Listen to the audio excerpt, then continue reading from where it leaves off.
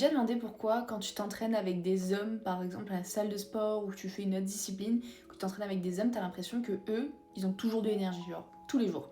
T'as beau faire une séance avec eux, ils vont démonter la séance. Et toi, il y a des moments où t'as des gros crashs d'énergie, où t'as une flemme intersidérale et tu comprends pas pourquoi. C'est totalement normal et que la plus grosse erreur que tu fais et que j'ai faite aussi pendant des années, c'est de m'entraîner comme un homme, c'est-à-dire tous les jours de la même manière, en faisant la même chose et de ne jamais adapter mon entraînement à mon cycle menstruel.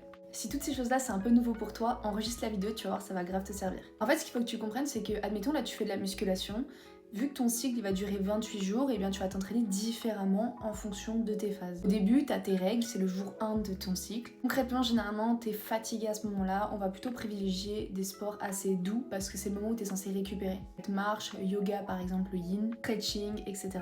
Après tes règles, tu es en phase folliculaire, tu es en pleine montée d'énergie, là vraiment tu peux prendre la musculation à fond parce que pendant une quinzaine de jours, tu vas être on fire et ta force va faire qu'augmenter. Tu peux faire aussi du HIIT, tu peux faire de l'endurance, tu peux faire un peu ce que tu veux, clairement en très grande forme. Phase ovulatoire, si jamais tu fais des compètes, essaie de les mettre vraiment à ce moment-là, c'est le moment où tu as le plus de force, où tu es la plus dynamique. Vraiment, tu es à ton top niveau sportif pendant la phase ovulatoire. Juste après, tu es en phase lutéale, un peu avant tes règles, pendant une dizaine de jours, et là, à ce moment-là, ton énergie va redescendre.